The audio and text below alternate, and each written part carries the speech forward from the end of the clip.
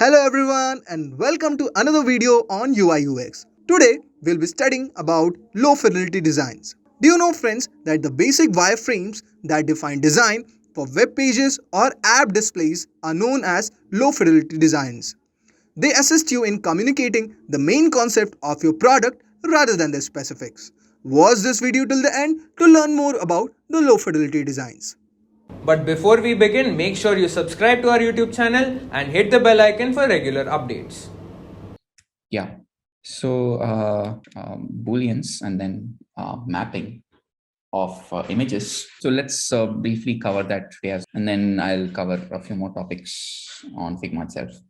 So about Booleans, say I choose my shape tool and I draw an ellipse. So I have an ellipse and I hold Alt and duplicate my ellipse. Okay, so now what I do here is I overlap it with my first circle. Okay, now I have two circles overlapped. So when you actually select both these circles, you can actually see the overlap line over it. Okay, so once you've done that, just a second. So you select both these circles, and on top you'll see this option of two squares, two squares intersecting each other. So that's actually the Boolean option. So Boolean, you have a couple of options under it. Sorry. So you click on this arrow next to it. So you have a couple of options next to it. The first one is union selection, and then there is subtract selection, and then there's intersect, and then there is exclude, and then there's flatten. I'll get to flatten later. But these are the four Boolean options that you have available. So the first selection, what union actually does is, so when I say union selection, so what that actually does is it basically gets rid of that intersection and combines both these shapes for me. Okay, so it creates a new shape for me to use. I click and move it around. It's basically just one shape. So I can once it's actually made into one shape, I can actually double click on each of these circles and try to move it around. Try to adjust it, make and then when I click outside, it still is one shape.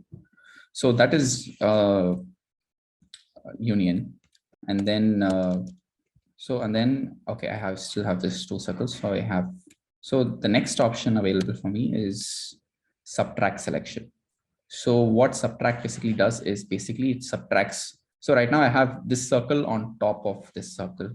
This is actually, I mean, we can't really tell because of the color. I'll just change the color. So the gray circle is actually on top of the red circle.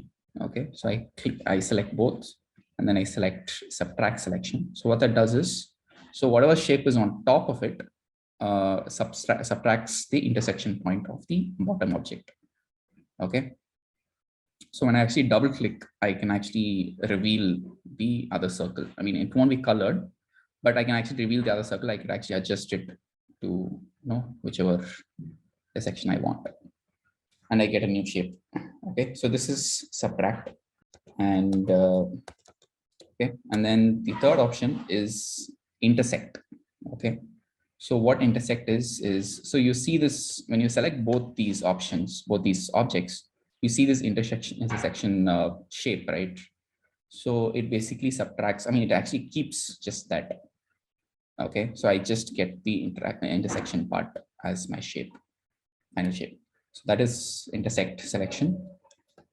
Okay, and then the last one is called exclude. So exclude is actually the opposite of intersect.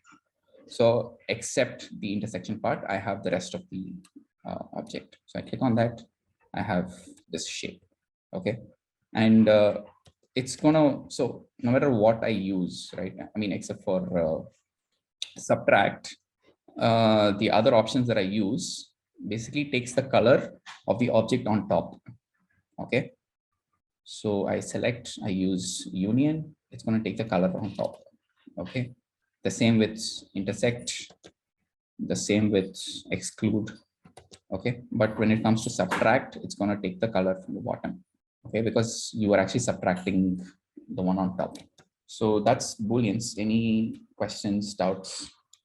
So I'll be showing how to add plugins to use icons or your applications.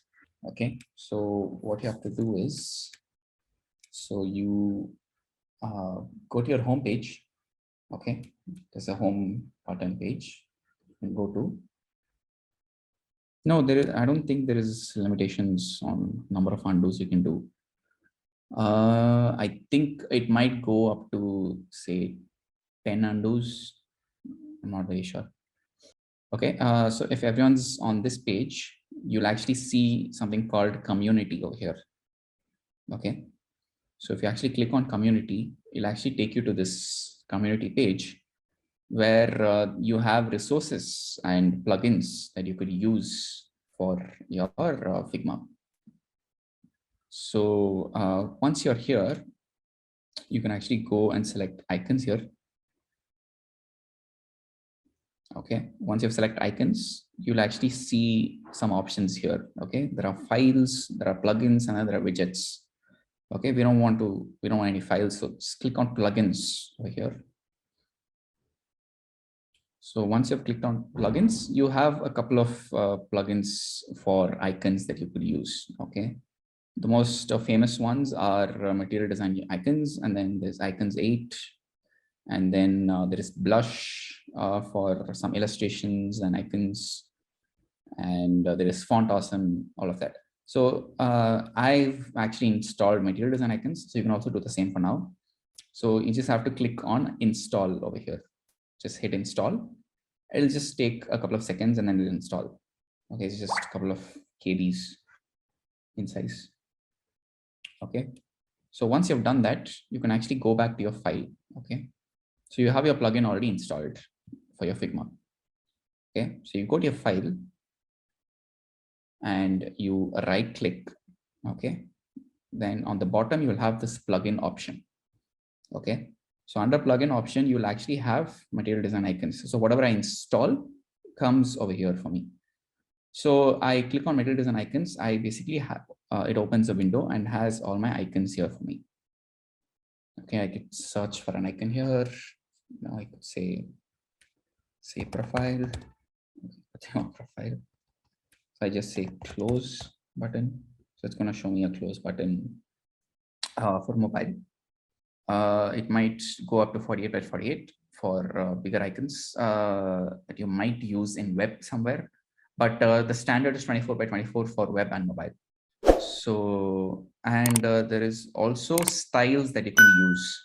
Okay, so this is actually the so Google, this is the classic style, and there are some styles by icons 8 also. So there is a filled icon set, and then there is outlined icon set. It's just outlined icons. And then there is rounded icons where the edges are more rounded. Like you see the edges of the shape, it's more rounded and not squared. And then there is a sharp where the edges are more sharp. So I'll just click on the icons. So yeah, actually understand. So I actually selected the icon. So in this, you see the edges are sharp, and then for rounded, the same icon, the edges are rounded. So that's the different types of icons that you can use. And then there is two-tone, where it's actually two tones, is black and gray.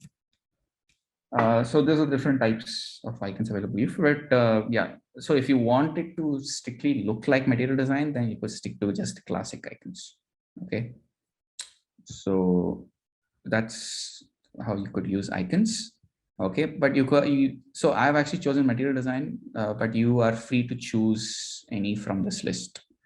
Okay, and if you are looking for say illustrations that you want to use, you could actually install blush from here. Okay, blush has some illustrations that you could use. So again, I have installed it. So I'll actually find it under plugins, and I have my blush here. Again, it opens up my window, and then it has some illustrations that I could use. So all of these are not copyrighted. I could use them freely for any of the projects. Okay, so I have a lot of options available for me.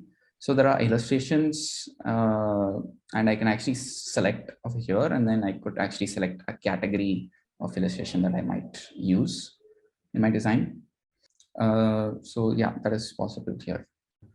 So, okay. So another thing that you might want to consider doing is, so you might need multiple icons. So don't try to, add multiple icons at the same time. So you add, select one icon, track select, place it in another location, because as and when you try to add more icons, right, it gets placed on the same position. So I click on mic, it gets added the same, sorry, I selected it, 1 second.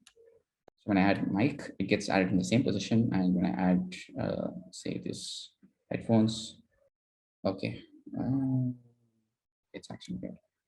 So I actually outline the shape. So what I actually do is, so right now, if you zoom in and see, you will see only an outer blue circle. So which actually indicates that just a stroke. So what I want to do is I want to add outline to how the shape actually looks like. So I actually right click and then I click on outline stroke. So what that does is it makes this into an object, and there's inner circle also. I can see the blue line inside also.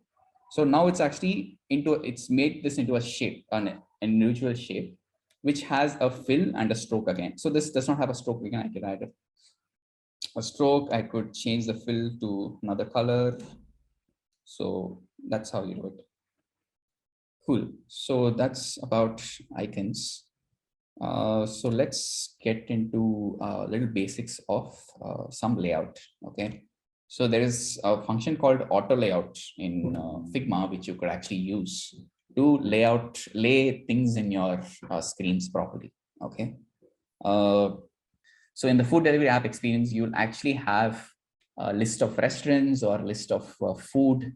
So what that list basically contains is basically image of the food item. And then there is a name of the food item. And then there's the short description of the food item. And then there are a couple of options available for you, like add to cart or other things that are available on the side. So so let's try to recreate that. Okay. So I have my text tool. So I'm just typing a title text. My title text, and then I hold Alt, drag it down. Okay. I set the font weight to say regular, or actually light. Okay. And then I have my description text. Okay. I drag it and I align it to this text. Okay. So everyone's done this so far. Okay. So once I have this done, so I'm going to create another small object. Okay. So I'm going to go select my ellipse tool, and I mean, I'm just creating this icon on my own. Okay. I'm not actually using an icon reset. So I create a small circle here. Okay. And then I drag it. I leave. Okay. So when I actually drag, you see this number that comes up. Okay. So I leave, say, 6 as the distance pixels, and then I do the same with this. Okay. So I have like 3 circles. So this is another object that I'm going to use. Okay. So once I've created these 3 circles, I drag select all 3, and then I hit Control or Command G, so I make it to a group. Okay. So now I have this title text, I have my description text, and then I have my icon right here. So everyone's done so far. Okay. So once you have done this, so what I do is I select my title text, I select my, I hold shift, and then select my description text. So it selects both. Okay. And then after I selected both, on the right, on the controls panel, I have something called auto layout. Okay. I click on auto layout. Okay. So, okay. So once I've clicked auto layout, both these texts are considered as a frame. So there's actually a frame created for both these texts. Okay. So this is not the same frame as your, your screen frame. Okay. That's a different frame. Okay. So this is a frame that is created for the objects that you've selected auto layout for. So basically selected my title text, my description text, and then I clicked auto layout. So it creates a frame for me. I can actually name this as, say, text or named as content. Okay. So I have this frame for me. So once I select the entire frame, I select this frame or the content that I've renamed it as. So I have a couple of options under auto layout for me. Okay. So this is basically the direction of auto layout. So right now it's selected as vertical direction because the text is one after the other. Okay. So that's why it's odd, it's selected as direction. If I select horizontal, then my text moves the horizontal direction. Okay. But I want to stick to, having it vertical. So that is that. And then on the next option is basically the spacing. Okay. So right now the spacing is at 9. So I want to set it to 6. So the spacing actually changes to 6. So now the space between the title text and the description text is actually 6. Okay. And then there is another option for padding. Okay. So what padding is basically is space around the object that is selected. Okay.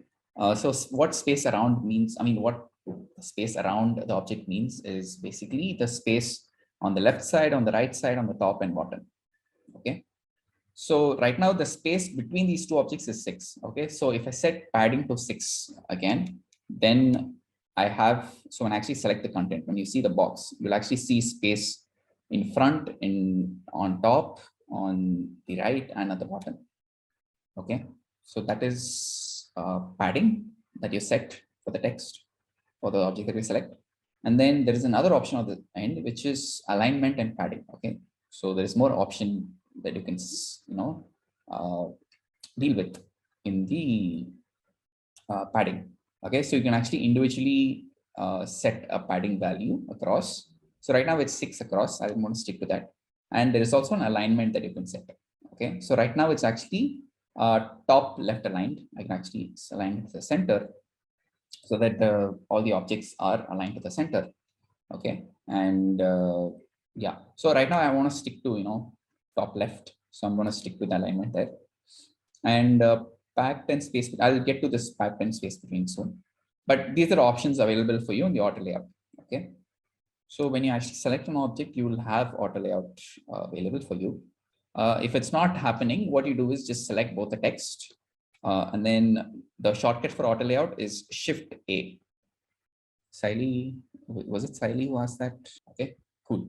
So now what I want to do is I want to add this to my auto layout here. Okay. So what I do is I've already grouped this icon. So I just simply drag and bring it there, and then it basically highlights my frame. Okay. So I just drop it. So what it actually does is it basically drops it inside my frame. Okay. And I can actually create an auto layout for that. So I create a title text. Okay. And then I create a description text. I align it, left align it, and then I change the description text to say light. Okay. Once you've done so far, you select both these texts. Okay. And then you click on auto layout over here, or hit Shift A. Okay. So what that does for me is it puts it inside a frame for auto layout. Everyone's done this so far. Okay, great. And you could go ahead and rename this as anything you want. Okay. So once you've done that, you could actually, select the content as this frame and then adjust the space between your text over here. Okay. And there is also direction of layout. Okay. Right now it's vertical by default. There is also horizontal layout, which when you select it basically pushes the text in the horizontal direction. This is for spacing, and then this is called padding, which is the space around your object. Okay, I'm going to set that as 6. So when I set it as 6, basically gives me space around this object, around this, yeah. And then there's another option called alignment and padding. Basically, it allows me to set individual padding around my object, and also lets me align the object the center or left corner, left bottom, and things like that. So I'm going to stick to left corner, or actually I'll actually set it to left center. So you can actually set it to left center. So once you have this, then I have my icon set. So I just bring it to the side and just align it over here. Okay. So once I've aligned it, I just roughly align it on the left and on the right. Okay. So once I've aligned it, I basically select all of this. Okay. And then I click on auto layout again. Okay. So it automatically detects that it's a horizontal layout. So it creates a new frame for me with all these objects. So this frame will still exist. This auto layout will still exist. Okay. And this is like an entire new frame that has both these objects for me. So I still have under this new frame, I still have my content frame that I created for the text. Okay. And then this is a new group that is also inside this entire frame. Okay. So once I've done that, I select my frame. Okay. And I set my spacing to, right now it's a spacing is at 43. So I set it to 20. Okay. I want it a little closer. And then I want padding of 6 again. No, I think I'll, set bring to 6. And then I go to my alignment. I set my align to center. Okay, so that it's in the center. Yeah, okay. So once you've created this, so now we'll, so like I told you before, we are actually creating this, image title description of a food delivery. Okay, it could be a name of a dish or name of a restaurant, or it could even be your contact list. Okay, where you have a contact image, name of the contact person, number of the contact person, and then some options available for you, like make a call or edit contact or things like that. So these 3 dots is an icon that basically represents the options available for you. It could be add to cart or any other options actions that you want to add to this. Okay. So now I have this available for me, this ready for me. So now I have this frame 1 that contains my text and my icon. Okay, now I actually want to have an image icon. Okay, so what I'll do is I'll probably select something from my plugins. I select blush. Okay, and say I go to people. I mean, you're free to select any icon that you might want. Okay, I'm not finding the right. I just have a random illustration. Okay, I just resize it. Okay, so once I've done that, I click and drag it inside my frame 1. Okay, this is frame 1, not inside my content frame, but frame 1. Okay, so once I've done that, it gets added inside my frame. So everyone's done this so far. So once it's inside my frame, I hold Alt and Shift together, and then I resize it, the size I desire. So everyone's here. Should I move on? So once I have this, right? So I select my frame, which has my icon, which has my image, which has my text, and which has my option. And I can actually set a fill to it. Okay. So I've actually clicked on fill. It creates a fill for me. Okay. So I'll just stick to white fill.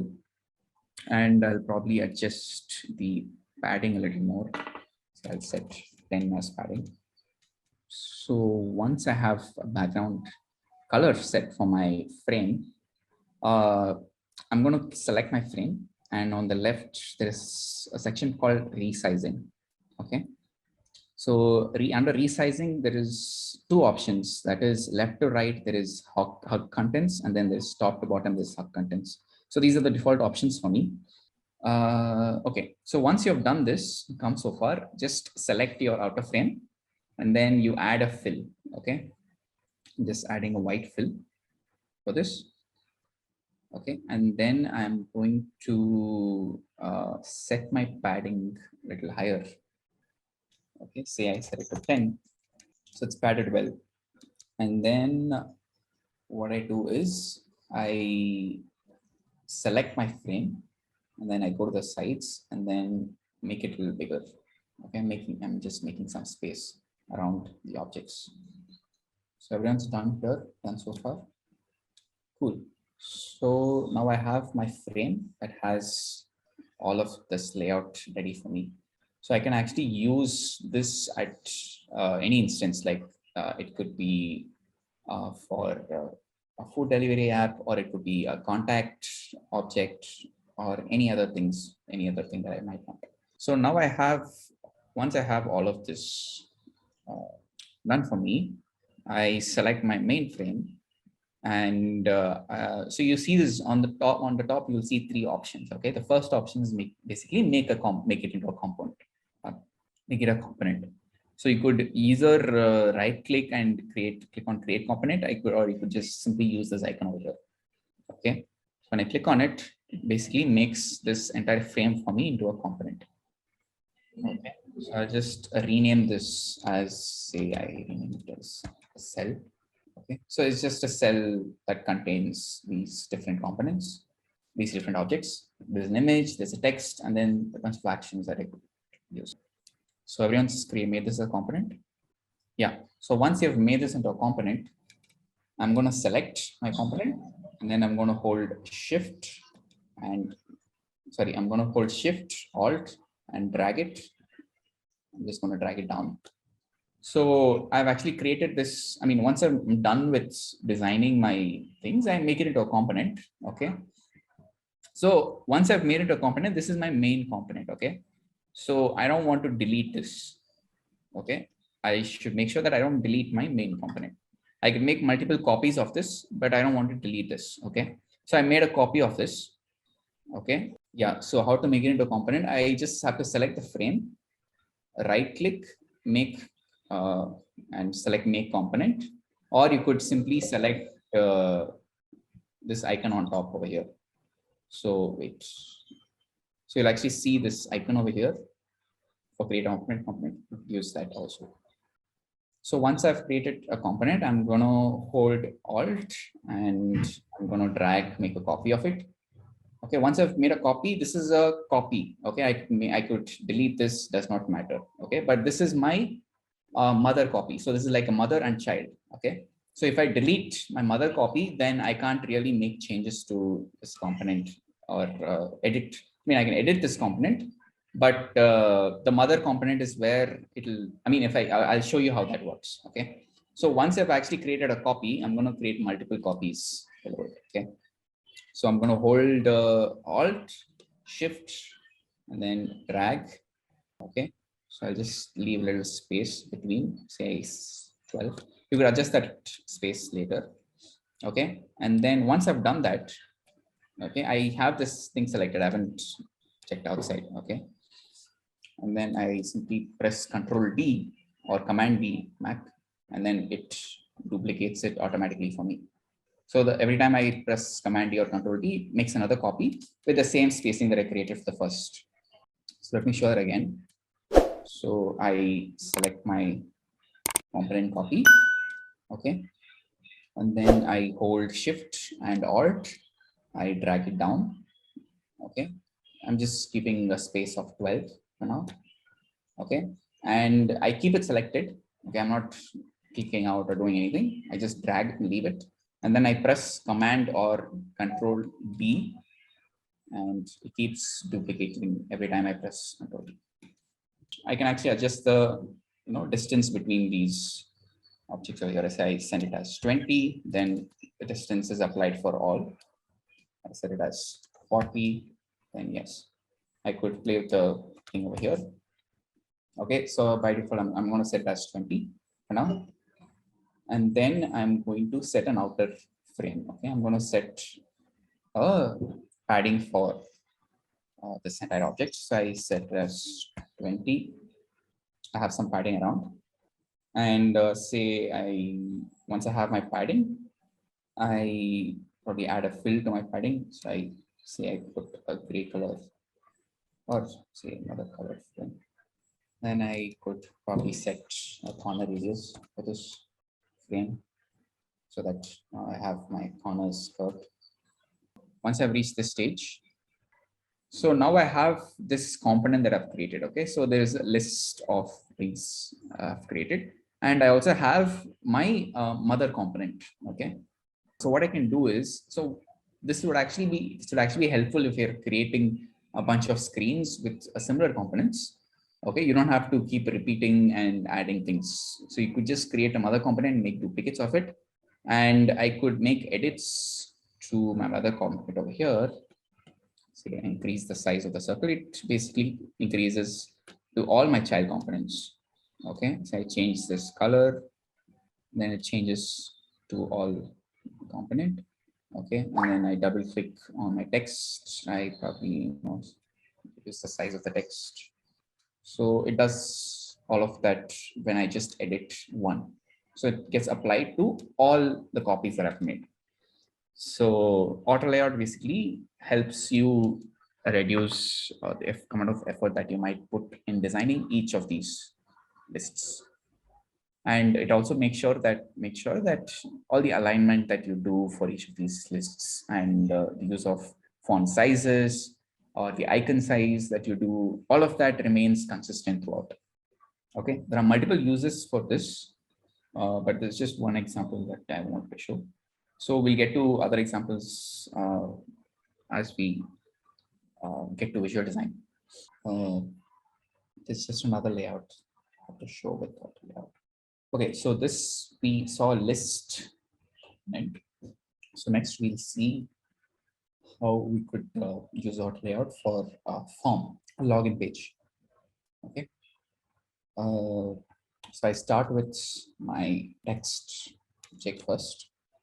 I say login. Okay, so I have my login. So I just Alt Shift copy this. I just change the text to, and I change the font weight to say regular. So once I've done that, I can copy this text and I select this text and I hit Shift A to make it into an auto layout. So when I actually select the text, the auto layout option is not available for me here. Okay, so I just click Shift A and it creates a frame for me. And I just align that frame, my login, this email address. So now what I do is I select my frame and I give it a fill, I give it a white fill. So it looks like a text field. Okay, and then I basically adjust this field here, make it a little bigger. And I also select my frame, adjust the padding. I select my inner text, change it to this, and I change the font size to, and I also want to change the color of this to more like the, so I'm also changing the heading a little smaller font, then align it. So everyone's gotten here so far. So all I did was I just copied in the text, okay, and then I hit Shift A to make it into layout, create a frame on it, and then I added a fill. After adding a fill, I just drag one of the sides to make it a little bigger, so it looks like a form. So everyone's good so far. So then I go into my plugins icons, design icons, and search email and select this icon. So now what I do is I basically select my icon and drag it inside my frame. Yeah, so what I did was I just added text here, and I wanted to create a frame around it. So I just hit Shift A for auto layout. Okay, then I create a frame and has my auto layout functions here. Okay, and I created a fill around it, adjusted the padding a little bit. Then I increase the width of it. So after that, I got an email icon from my icon library, and then I placed it inside this frame. Now what I do is I basically duplicate this, select both the frame and text on top, duplicate it. So before I do that, actually, don't do that. Before I do that, I'm going to select this frame and this frame. This email address text and this frame that I've created. And I'm going to create another auto layout there. So here I can actually adjust the distance between this email address text and the text box. And then I select my entire frame and place it below. Change this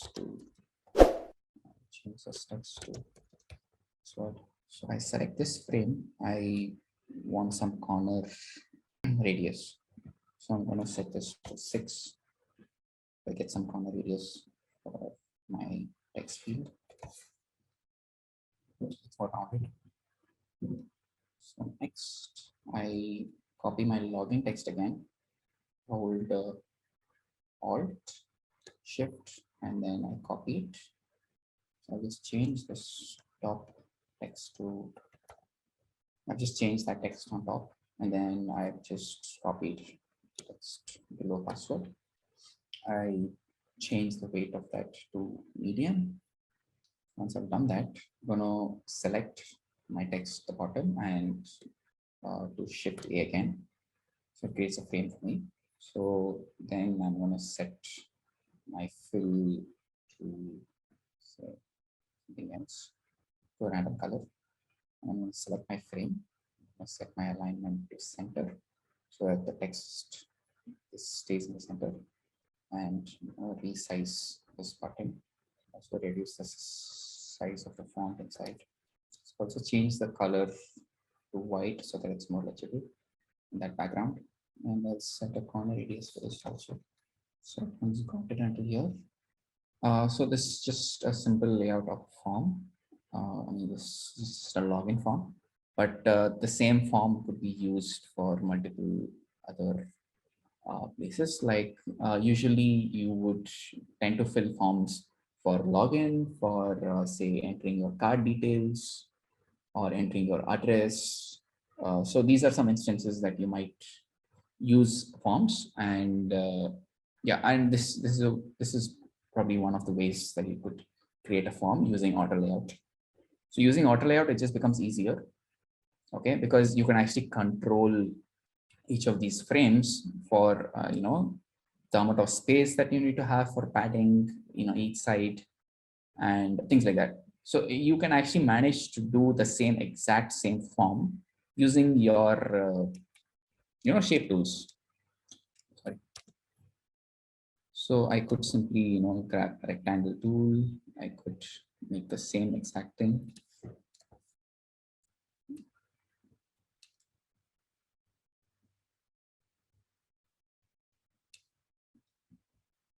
And even add a text side.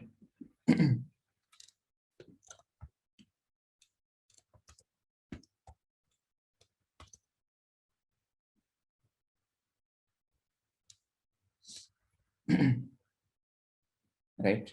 So both of us look exactly the same, right?